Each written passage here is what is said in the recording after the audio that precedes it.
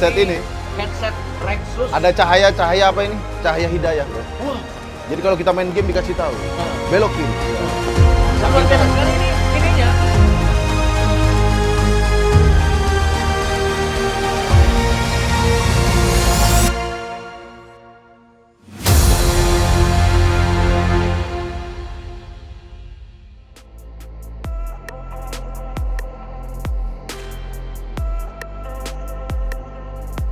Konten yang baik dan buruk. Kalau baik dan Secara apa nih baik dan buruknya nih? Kalau misalnya secara kualitas sih balik lagi ke target pasar kita. Karena kalau menurut gua dan Tretan Muslim agak susah untuk menilai sebuah konten baik atau buruk karena balik lagi kita berdua percaya setiap konten itu diciptakan untuk target pasarnya masing-masing. Ya. Memang untuk beberapa konten mungkin buat kita pada saat kita lihat ini kontennya jelek. Tapi jangan-jangan bukan jelek. Siapa tahu memang tidak masuk. Kita bukan bagian dari target pasar si pembuat konten. Yeah. Gitu. Jadi kalau saran kita berdua sih buat para konten kreator yang baru mau memulai, nggak usah ragu-ragu ya Slim. Ya, Bikin aja. Masalah jelek apa enggak itu bisa direview nanti. Betul.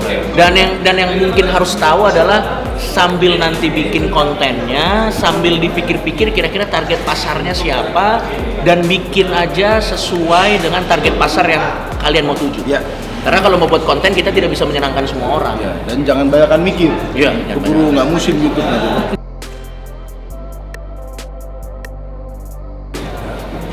Bisa dilihat dari komen sih salah satunya. Ya bisa dilihat dari komen dan juga Analitik YouTube kan kita bisa lihat ya. Iya, maksudnya kita standarnya tuh kita bikin dari kalau kita ya dari komedi. Misalnya kita bikin komedi kayak gini, ya anak SMP nggak bakal suka. Pasti ini kira-kira targetnya mahasiswa atau penontonnya menengah ke atas gitu. Jadi teman-teman SD, SMP juga tidak mungkin tertarik sama konten kita. Gitu. Betul. Kita juga sebenarnya sih yang menentukan.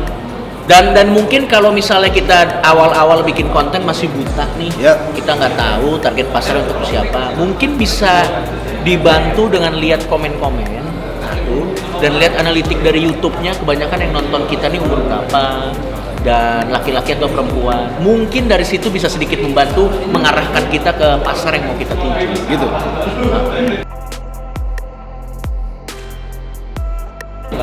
Kita jujur kita nggak tahu segmen masyarakatnya siapa, maksud segmen penontonnya siapa, tapi yang jelas kita menunjukkan konten itu buat orang yang berpikiran terbuka aja gitu. Jadi mau SMP, SMA, kuliah nggak kuliah, yang penting Anda tidak emosian, tidak sumbu pendek, ya pasti nggak masalah dengan konten musuh masyarakat. Dan sebenarnya sih podcast musuh masyarakat ini mungkin kalau dirangkum sedikit tujuan kita pasarnya adalah ke orang-orang yang senang dengan komedi-komedi provokatif. Ya. Komedi-komedi provokatif. Jadi pasar kita ke sana. Jadi ya itu sih. Betul. Dan ternyata memang ada pasarnya orang-orang yang menyukai komedi-komedi yang provokatif. Penampilan dalam arti apa? Baju dan lain-lain. Oh, tergantung dari tujuan kita mau jadi channel yang gimana sih. Ya. Ada beberapa YouTuber yang kita lihat buluk-buluk aja, tapi viewersnya banyak, subscribernya banyak. Tergantung tema konten kita. Iya, kecuali kalau misalnya kita mau masuk ke beauty vlogger, jelas penampilan mendukung. Nah. Kalau misalnya Anda gembel-gembel gitu, Itu saya jadi- akan memberikan tips caranya merawat diri. Buat diri sendiri dulu. Gitu. Tapi kalau komedi sih kayaknya nggak terlalu. Nggak perlu. Kalau Nggak komedi perlu. nggak harus.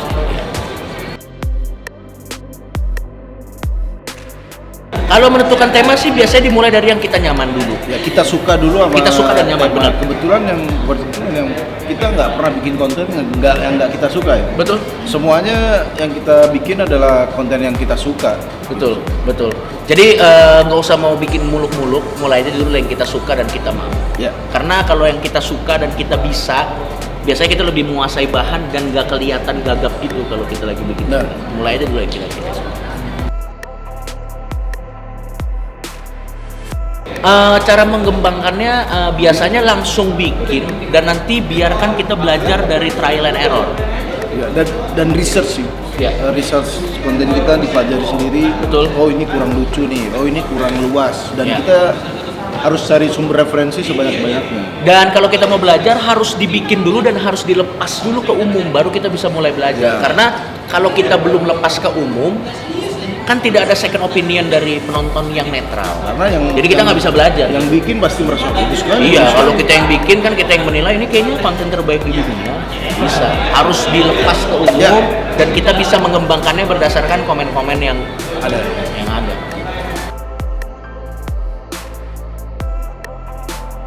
Haters sebenarnya bagus sih, terutama kalau misalnya dia kritika. Kadang gini, kadang haters tuh kita harus bisa bedain mana haters yang benci, mana gini. Kalau hatersnya cuman misalnya dia komennya bego lu, ya kita mau udah biasa aja. Nggak peduli itu. Tapi Nggak kadang lucu loh. Ya, berarti kita anggap bukan segmen gitu. Tapi kadang ada beberapa haters yang komennya masuk akal, kayak misalnya bahasnya itu tuh mulu, yang lain dong. Nah, itu itu bukan bisa hate. itu bisa jadi introspeksi buat kita. Ya. Oh mungkin kita bisa. Dan yang kita dengar adalah komen yang begitu justru. Ya misalnya audionya kurang atau lightingnya terlalu gelap. Nah itu. Cuma kalau cuma dia mati aja lu. Itu mah biasa. Coba udah nggak peduli kita. Dan sebenarnya haters itu tergantung bagaimana cara menghandle-nya. Itu malah bisa jadi kayak semacam cambukan tanda kutip dan bikin kita latihan mental kita jadi kuat. Kita bisa bikin sesuatu yang lebih bagus. Kalau kita sih ngelihatnya haters sih sesuatu yang positif. Betul. Malah kalau kita udah punya haters, berarti itu salah satu tanda kesuksesan. Karena biasanya dengan banyaknya konten kita semakin dikenal, harusnya berbanding lurus dengan hatersnya.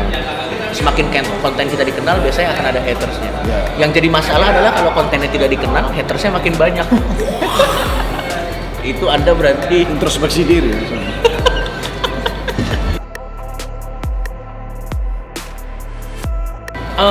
nah ini kalau hak cipta memang agak Monetas tuh ini dapat duitnya. betul.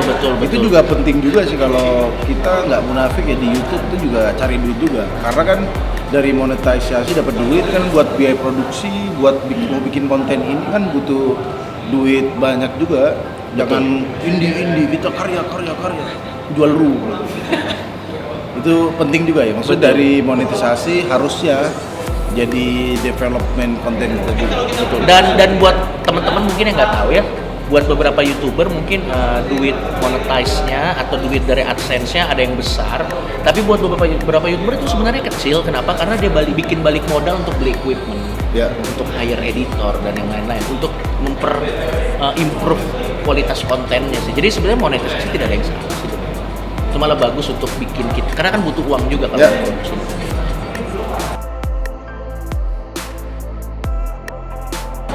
Ya kalau kita udah jadi pengusaha ya kita nggak bikin konten joki.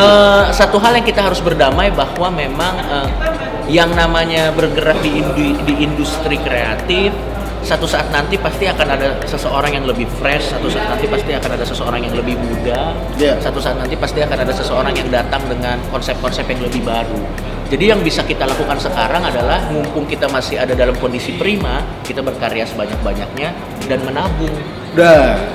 Sehingga pada saat masanya nanti tiba, pada saat kita udah harus pensiun, kita bisa memberikan jalan kepada orang-orang yang masih lebih muda untuk naik. Tapi di satu sisi kita juga udah cukup mumpuni, udah punya pegangan.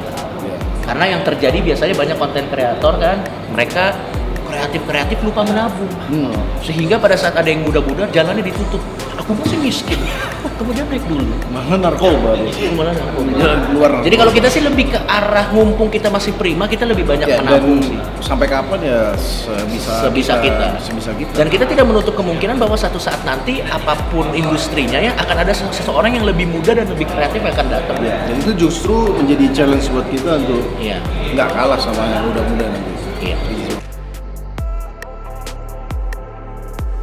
Kalau dia sih udah menikah ya, atau mau nambah istri lagi nggak? Ya paling kalau dari kreatif sih akan lebih memperbanyak, memperluas skopnya ya. Kalau sekarang, kemarin kan kita cuma di komedi doang, di stand up, di YouTube. Sekarang udah ke game, juga MLI itu juga mulai ke musik. Kita nggak menutup kemungkinan ke joki UN. Pokoknya kita akan lebih bergerak ke industri yang ada komedinya, entertainment yang lebih menghibur. Apakah kita jadi caster bisa aja. Ya, jadi apapun yang masih ada irisannya dengan komedi sih. Maksudnya nanti misalnya kita ada tawaran penyiar ya kita tidak menutup kemungkinan. Betulnya kita melakukan apapun yang bisa kita untuk menghibur sebanyak-banyaknya orang dan selama mungkin. Betul. Wah, waduh. Terima kasih. Warnanya keren sekali nih. Apa wah? Ungu dong. Itu tulisannya gue gamer cerdas.